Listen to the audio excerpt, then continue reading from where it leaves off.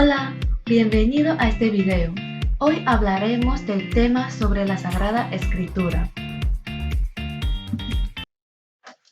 Como introducción le presentaré los puntos que se va a tratar en este video. Como primer punto tenemos los nombres de la Biblia. En este punto se tratará de todo lo relacionado con la palabra Biblia y otras denominaciones equivalentes. El segundo punto tenemos el marco histórico. El tercer punto tenemos los libros en la antigüedad. En este punto hablaremos de los materiales que se utilizaba para la confección de los libros y los formatos que tenían. El cuarto punto se trata sobre el elenco de los libros bíblicos y también hablaremos de las lenguas de los libros bíblicos. Y finalmente tenemos la división de la Biblia. Los nombres de la Biblia. Para hablar del conjunto de los libros sagrados del cristianismo, hoy se utiliza la palabra Biblia. La palabra Biblia procede del griego biblia, significa biblioteca o conjunto de libros, que contiene un total de 73 libros y se divide en Antiguo y Nuevo Testamento. Existen también otras denominaciones equivalentes que son Sagrada Escritura o simplemente Escritura. También se emplea el plural escrituras o sagradas escrituras. Hace referencia a un escrito sagrado, no es un libro cualquiera, tiene un valor sagrado. El uso del adjetivo sagrado o santa implica una dimensión religiosa. Es una denominación más eclesial, más teológica. También se utiliza la expresión la palabra de Dios. Es el portavoz de Dios, puesto que Él nos habla directamente a través del libro de la Biblia. Aunque lo utilizamos como un sinónimo más, tiene connotaciones diferentes. Esta expresión es mucho más que la Biblia. Cuando decimos la palabra de Dios, estamos diciendo Dios es quien habla. Ahora bien, vale la pena preguntar cómo se refiere la Biblia a sí misma.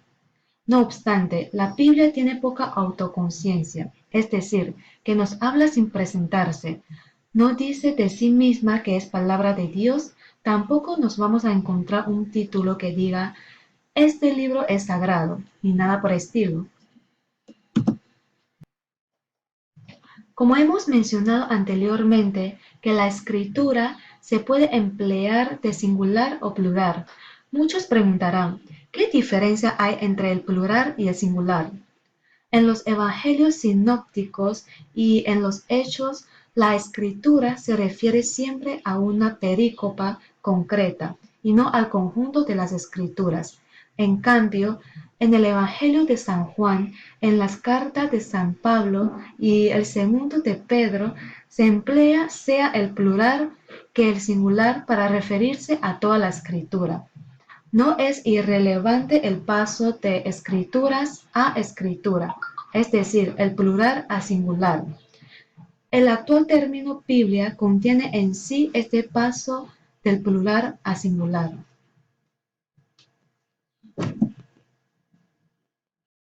A continuación, mi compañero Najim Rodríguez le explicará el marco histórico. Buenas, les hablaré sobre un pequeño resumen del marco histórico. Primero empiezo con el periodo patriarcal, cuando el señor Ur tenía su propio sigurat dedicado al dios Sin y a su consorte Ningal. Estamos en los tiempos de las glorias de Hammurabi de la Babilonia antigua, y Dios llamó a Jacob dándole el nombre de Israel.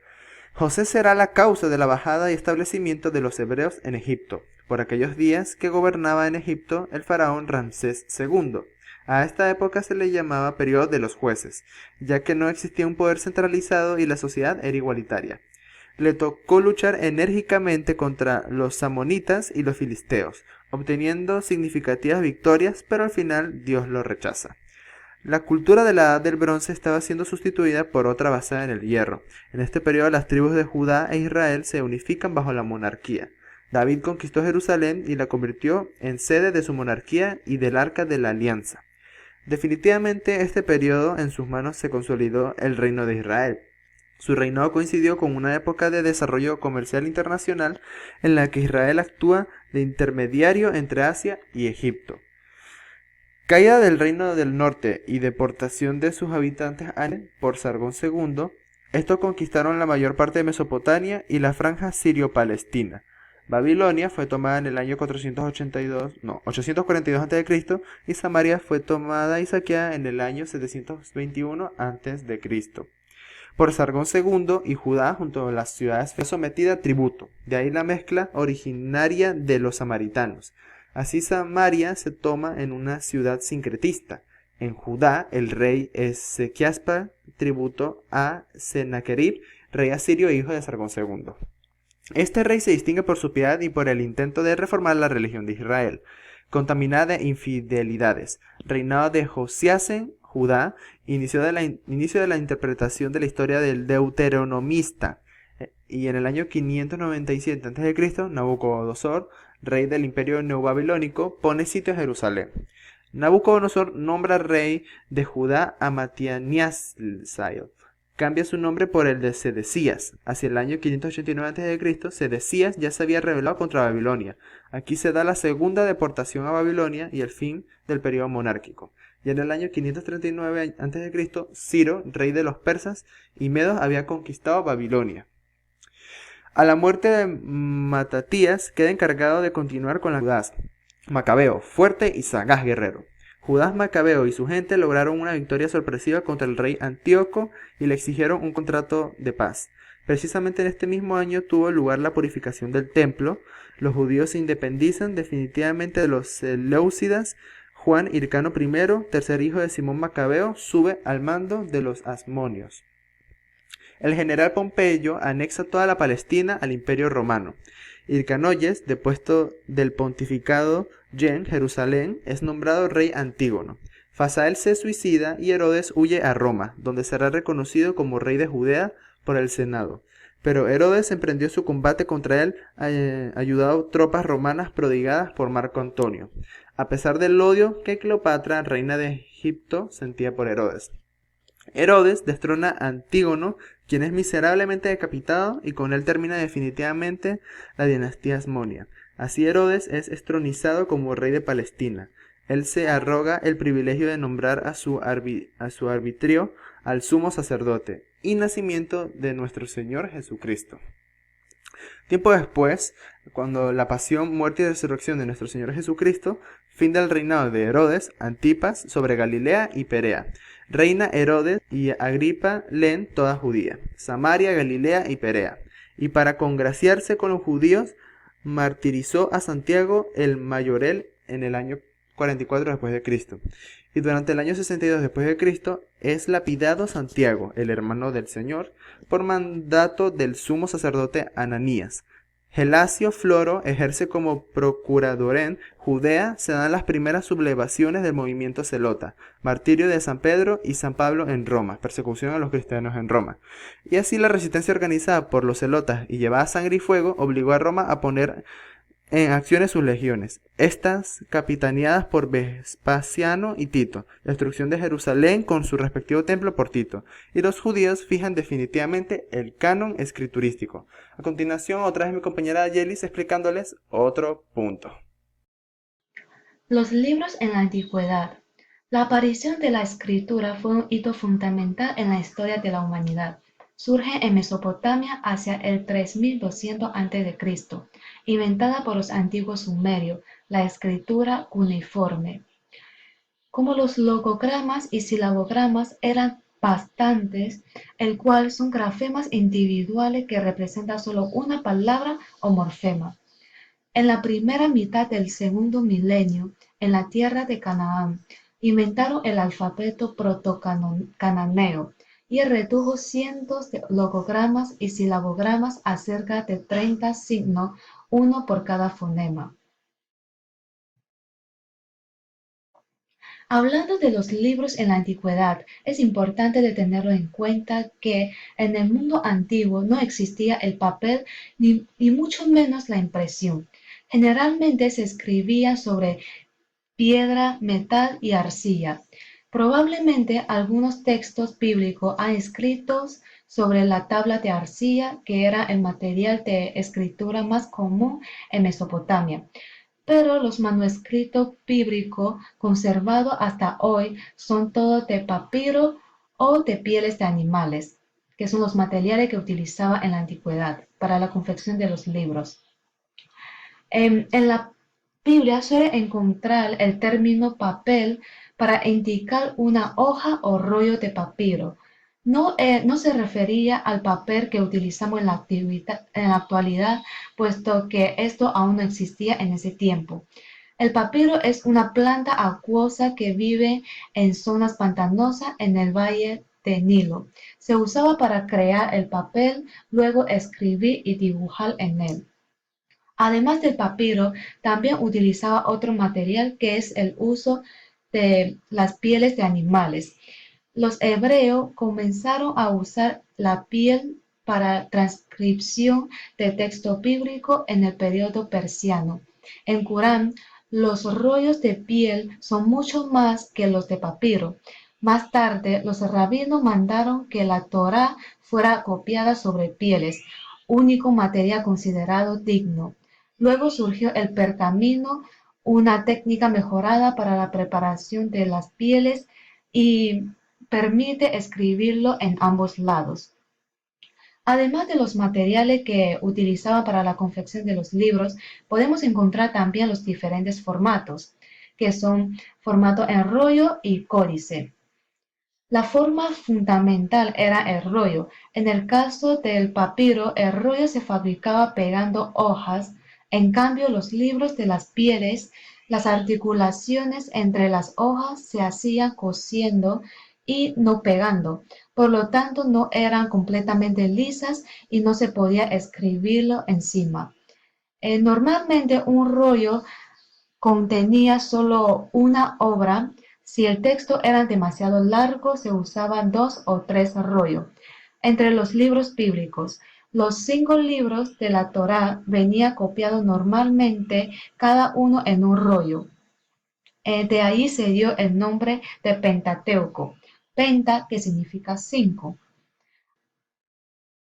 A partir del siglo I después de Cristo, el formato de rollo empezó a ser sustituido por el formato de códice, que son más parecidos a los libros que tenemos hoy en día.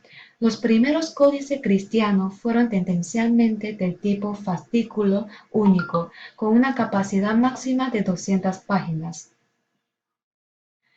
Luego, en el siglo IV, lograron aumentar la capacidad de los códices y poner el Antiguo y Nuevo Testamento juntos, surgiendo así la Biblia completa que tenemos hoy en día. A continuación, mi compañera Angélica Q explicará otros puntos del tema. El elenco de los libros bíblicos es importante. Los nombres de los libros de la Biblia, incluyendo los de deuterocanónicos, que esto está formado por la raíz griega, que deutero significa segundo y canón significa lista de libros inspirados por la divinidad y normativas de una religión o de una iglesia. Pues estos son textos y pasajes del Antiguo Testamento considerado por la Iglesia Católica y la Iglesia Ortodoxa como canónicos, que no están incluidos en la Biblia hebrea. División de los libros bíblicos. La división en capítulos y versículos de la Biblia lo propusieron tarde, ya que la Biblia en su inicio no tenía esta división. La división en capítulos fue por el inglés Stephen Langton en 1214, que propuso dividir la Biblia en capítulos y luego la introdujo en las copias de la versión latina de la Vulgata, en el uso entre los estudiosos de la Universidad de París. Entre los primeros autores que citan en la escritura se encuentra Santo Tomás de Aquino. Sucesivamente hubo varios intentos de subdividir el versículo y para el Antiguo Testamento en el día de hoy se usan los versículos propuestos del dominico Sante Panini, que en su edición de la Biblia latina de 1527, pues en cambio su división en versículos del Nuevo Testamento no tuvo éxito. Luego un protestante, Robert Estienne, hizo la división de capítulos en versículos que después se impone. Primero lo hace sobre el Nuevo Testamento, que publicó en el año 1551. Luego, en el 1553, publicó una Biblia completa en francés, con la enumeración de todos los versículos, incluyendo para el Antiguo Testamento de la numeración de Panini. Esta división se ha impuesto universalmente. Las lenguas de los libros bíblicos. La Biblia ha sido escrita en 3 lenguas, que son el hebreo, arameo y griego. La mayor parte fue escrita en hebreo. Una parte mínima de algunos fragmentos de Daniel, Esdras, fue escrita en arameo. Y 2 libros, que fueron la sabiduría y segundo libro de los macabeos, en griego. La Biblia puede dividirse en Antiguo Testamento y Nuevo Testamento. El Antiguo Testamento son los libros escritos en griego y aquellos conservados solamente en griego. 7 son los libros del Antiguo Testamento que no pertenecen a la Biblia hebrea y se denominan deuterocanónicos. Son Tobías, Judith, primero, segundo Macabeos, Sabiduría, Siracide y Baruch. El texto que tenemos en el primer Macabeos es una traducción hecha en griego a partir del original hebreo que luego perdió.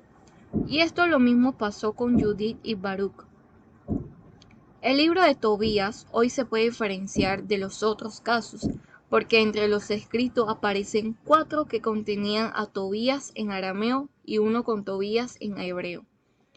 El éxito del Siracide era conocido solamente en la versión griega, ya que el original hebreo se habría perdido, pues en total hoy tenemos 2/3 del Siracide en hebreo.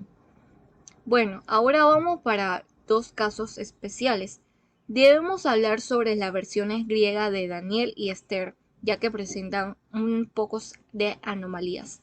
El libro de Daniel que leemos hoy en día en la iglesia es más largo respecto al texto presente en la Biblia en hebreo y arameo. Luego la Biblia griega incluye 2 relatos que tienen a Daniel como protagonista y después se agregan al griego del libro como apéndice. Ahora vamos con la situación de Esther, que es más compleja. La versión griega de Esther es diversa del texto hebreo en muchos puntos en las versiones modernas y se presentan 2 versiones, una traducida a partir del hebreo y la otra traducida a partir del griego. En el Nuevo Testamento, todos los 27 libros se conservan en griego. La única excepción es el Evangelio de Mateo, que había sido escrita primero en hebreo y después traducida al griego. El Nuevo Testamento que haya sido escrito en griego es sorprendente, ya que Jesús sabía hablar el hebreo y el griego, pero su lengua madre era el arameo. Una de las características del griego en el Nuevo Testamento es que contiene mucho semitismo, y esto significa que viene de lenguas semíticas del hebreo y arameo. Bien, en conclusión, la Biblia es un libro sagrado porque en él están los oráculos de Dios. Su mensaje está dirigido al ser humano, mostrando el destino eterno del hombre, apuntando a Jesús como el único Señor y Salvador para todos los pecadores que reciban esta vida divina por medio de la fe. Bueno, muchas gracias y espero que les guste este video. Dale like y suscríbase.